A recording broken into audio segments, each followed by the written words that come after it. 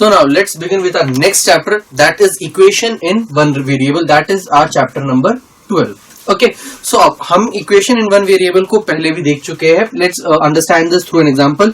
अगर मैं वो कहूं x plus 4 is equal to 13, let this be my equation. Okay, मैं क्यों बोल सकता हूं कि this is an equation in one variable? Because what is a variable? जिसकी वैल्यू मुझे पता नहीं हो सकती है और जिसकी वैल्यू को मैं फाइंड आउट करना चाहता हूं. Okay, that is a variable. यहां पर कौन सी वैल्यू है जो चेंज हो सकती है, या ठीक है, तो वो ये है x. तो मतलब कि जो वैल्यू जिसकी मुझे वैल्यू को फाइंड आउट करना है, that is x. Okay, now this is an equation in which one and only one variable is there. अगर मैं एक और एग्जांपल आपको दूं, x plus y is equal to 14.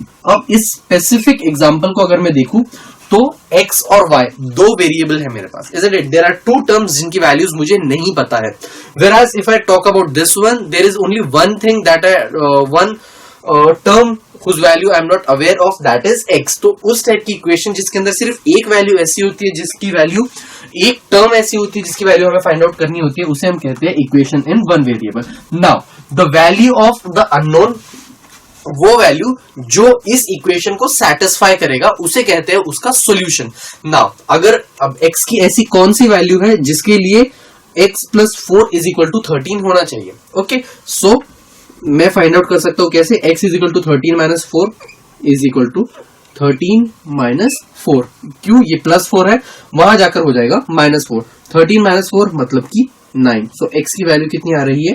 9. इसका मतलब हुआ x की वैल्यू जब मैं 9 पुट करूंगा तो और उसमें जब 4 ऐड होता है तब इट गिव्स मी 13. सो जिस value of variable, the value of variable which satisfies this solution. satisfy करने का मतलब क्या होता है कि LHS मुझे RHS के बराबर मिल जाना चाहिए. So value of the variable that satisfies this equation is known as the solution of the equation. इसके अंदर x is equal to 9 is the solution of the equation. Okay, now solving an equation means finding the solution of equation. If we are asked to solve this equation, अगर मुझसे कहा जाए इस equation को solve करो, it means they have asked us to find the value of the of variable, या फिर to find the solution of the equation. solution का मतलब क्या होता है?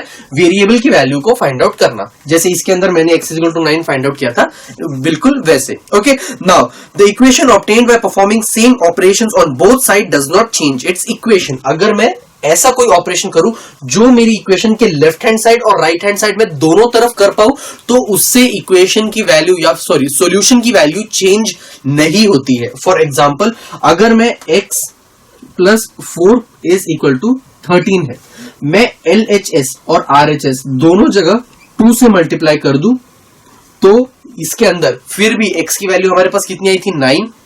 यहां पे अगर मैं 2 से मल्टीप्लाई भी कर दूंगा, अगर सेम वैल्यू, सेम ऑपरेशन हम LHS और RHS दोनों तरफ करते हैं, तब मेरे जो वेरिएबल है उसका जो सॉल्यूशन आता है, जो इक्वेशन का सॉल्यूशन आता है, उसकी वैल्यू चेंज नहीं होती है. सेम वे यहां पर मैंने मल्टीप्लिकेशन का ऑपरेशन किया, अगर मैं कुछ ऐड कर दूं, सो x प्लस 4 मैं प्लस 4 ऐड कर रहा हूं LHS और RHS दोनों जगहों पर, 13 प्लस 4, तब भी मेरी इक्वेशन की जो सॉल्यूशन है उसकी वैल्यू चेंज नहीं होगी. ओके, अगर सेम वे मैं कुछ सब्ट्रैक्ट कर दूं तो भी वैल्यू चेंज नहीं होगी. द सेम वे अगर मैं कुछ डिवाइड कर दूं तो भी वैल्यू चेंज नहीं होगी. ओके, मतलब कि अगर मैं x plus 4 divided by 7 is equal to 13 divided by 7, दोनों तरफ मैंने 7 से डिवाइड कर दिया, लेकिन तब भी मेरा जो सॉल्यूशन है उसकी वैल्यू सेम ही रहने वाली है. That is going to be x is equal to 9. Okay, now let's understand these things through a few examples, ताकि आपको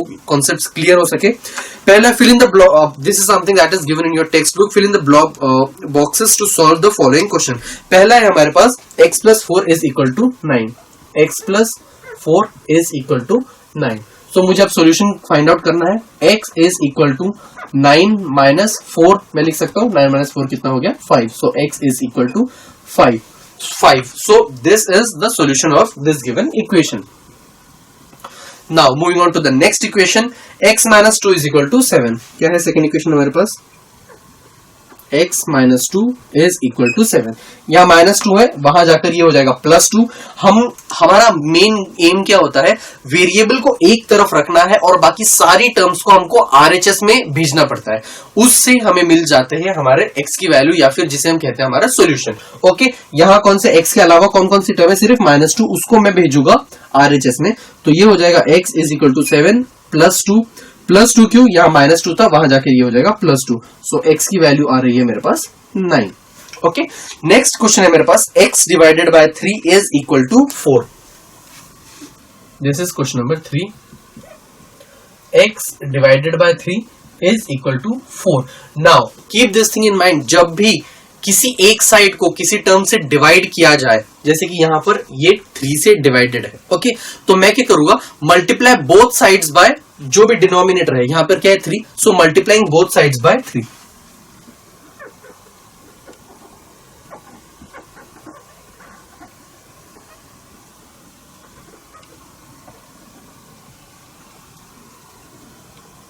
अगर मैं दोनों तरफ 3 से मल्टीप्लाई करूं तो ये हो जाएगा x divided by 3 multiply by 3 is equal to 4 multiply by 3। और हमने देखा अगर सेम ऑपरेशन एलएचएस और आरएचएस दोनों में परफॉर्म किया जाए तो फिर value of the solution does not change. अब ये 3 और 3 हो जाएगा कैंसिल। सो x की वैल्यू कितनी हो रही है, x की वैल्यू 4 इंटू 3, 4 इंटू 3 मतलब की 12। Okay, so 12 is the value of the variable, या फिर हम कह सकते हैं 12 is the solution of the equation. Okay, next है हमारे पास 4x is equal to 24। 4x is equal to 24। अब यहां पर 4x है, मुझे सिर्फ x चाहिए होता है। So what am I going to do, I am going to divide both sides by 4। Okay, so अगर मैं दोनों तरफ को 4 से, दोनों साइड्स को 4 से डिवाइड कर देता हूं, so I will get dividing both sides by 4, तो I will get 4x divided by 4 is equal to 24 divided by 4। ये 4 4 हो गया कैंसिल, ये हो जाएगा 6। सो x की वैल्यू आ रही है मेरे पास, x is equal to 6। Okay, so इस तरीके से हमने सिर्फ all we had to do is to fill in the blanks that they had given us। okay, now let's go through a few more questions ताकि देख सके और किस टाइप के क्वेश्चन हमसे पूछे जा सकते हैं regarding the solution of any equation. Okay, तो पहला क्वेश्चन है हमारे पास, question is write the solution of the following equations in one variable. Okay, पहला है 2 times of x minus 3 is equal to 2 times of x minus 3 is equal to 3/5 times of x plus 4। 3/5 times of x plus 4। Okay, अब मैंने क्या कहा था, जब भी कोई एक साइड किसी चीज से डिवाइडेड हो, यहाँ पे कौन से आरएचएस जो है वो डिवाइडेड है 5 से, so multiply both sides by 5। Multiplying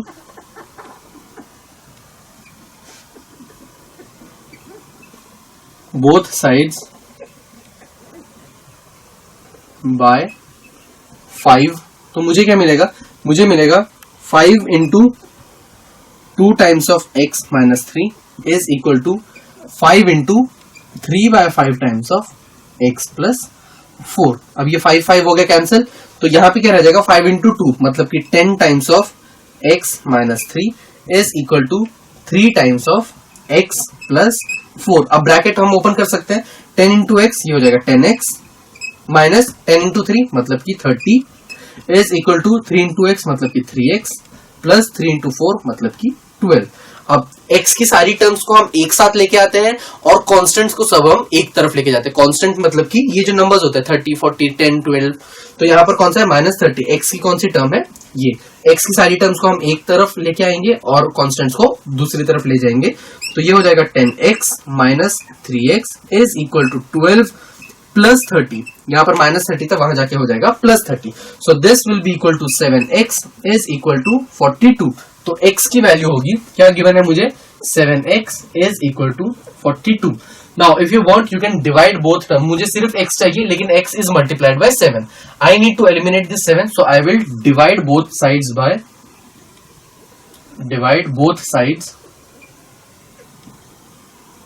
by 7। तो ये क्या हो जाएगा 7 into x divided by 7 is equal to 42 divided by 7। ये 7 कैंसिल, 42 डिवाइडेड बाय 7 कितना हो गया, दैट इज इक्वल टू 6। तो x की वैल्यू मेरे पास आ रही है 6। तो इस तरीके से हम लोग कोई भी वेरिएबल अगर हमें गिवन हो, सॉरी कोई भी इक्वेशन इन वन वेरिएबल अगर हमें गिवन हो, तो we can find out the value of the solution of the equation, okay, और we can say the value of the variable. तो अब देखते हैं और किस टाइप के क्वेश्चंस पूछे जा सकते हैं। Okay, moving on to the next one. Next है हमारे पास 9x minus 4 is equal to 6x plus 29। 9x minus 4 is equal to 6x plus 29। मैंने क्या कहा, x की सारी टर्म्स को हम एक साइड लेके आते हैं LHS में, कांस्टेंट्स को सबको हम राइट हैंड साइड में लेके जाते हैं। तो x की सारी टर्म्स यहाँ पर कांस्टेंट है, यहाँ पर यस, माइनस 4 को मैं ले जाऊंगा उस तरफ, तो ये हो जाएगा 9x minus 6x is equal to 29, यहाँ पहले से है, माइनस 4 वहां जाएगा तो ये हो जाएगा प्लस 4। 9x माइनस 6x कितना हो जाएगा, this would be equal to 3x is equal to 29 plus 4 मतलब कि 33। तो x की वैल्यू हो जाएगी 33 divided by 3 that is equal to 11। तो x की वैल्यू कितनी आ रही है 11, and x is equal to 11 is the solution of this equation. Okay, that's it, this was a very easy one. Moving on to the next one. अगला है मेरे पास 2/3 plus 5a is equal to 4। 2/3 plus 5a is equal to 4। अब मैंने क्या कहा, एक term है that is divided by 3, I will multiply the whole equation by 3। Okay, multiplying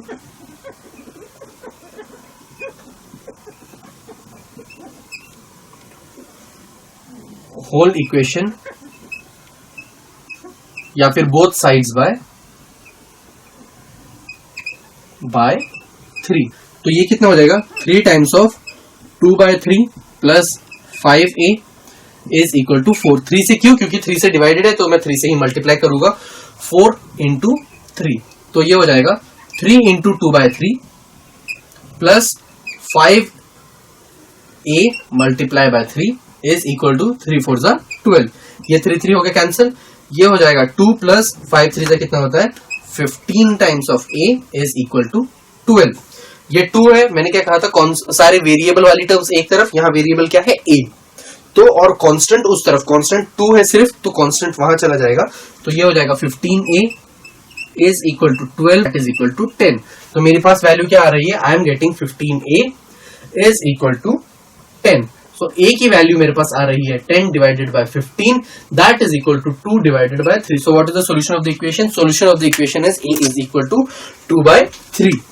so it doesn't matter, अगर आपको फ्रैक्शन में आंसर आ रहा है, so it doesn't make any difference, it doesn't mean that your answer is wrong, you may get answers in fraction also, okay, it's not necessary that you will also always get a whole number or an integer। Moving on to the next question। अगला question है मेरे पास x minus 7 divided by x minus 2 is equal to 5/4।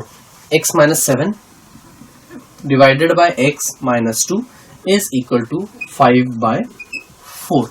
Okay, अब इस type में हम लोग हमेशा क्या करेंगे, cross multiplication. What is cross multiplication, मैं इसको यहां से मल्टीप्लाई करूंगा और इसके डिनोमिनेटर को मैं इस टर्म से मल्टीप्लाई करूंगा, दैट्स इट, ठीक है। सो ये हो जाएगा 4 times of x minus 7 is equal to 5 times of x minus 2।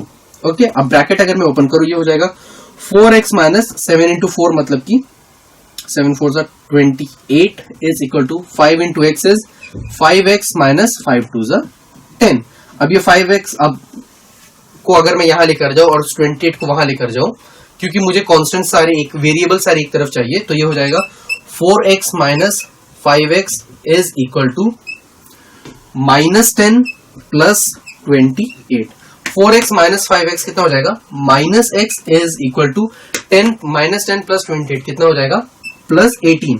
But ये माइनस x की वैल्यू है, तो मैं क्या करूंगा, माइनस को उस तरफ सेंड कर दूंगा, तो x की वैल्यू कितनी हो जाएगी, x will be equal to minus of 18। So minus 18 is the solution of this required this given equation. Moving on to the next one, हमारे पास है 8m minus 1 divided by 2m plus 3। 8m minus 1 divided by 2m plus 3 is equal to okay, अब 2 given है, अब यहां पर तो हमने सिंपली क्रॉस मल्टीप्लीकेशन कर दिया था, यहां पर भी बेसिकली क्रॉस मल्टीप्लीकेशन ही होगा। 2 गिवन है, इसका मतलब क्या होता है, कोई भी इंटीजर है मतलब उसका डिनोमिनेटर होता है 1। अगेन हम लोग क्रॉस मल्टीप्लाई कर देंगे, दिस को इससे, इसको इससे, 1 इंटू 8m माइनस 1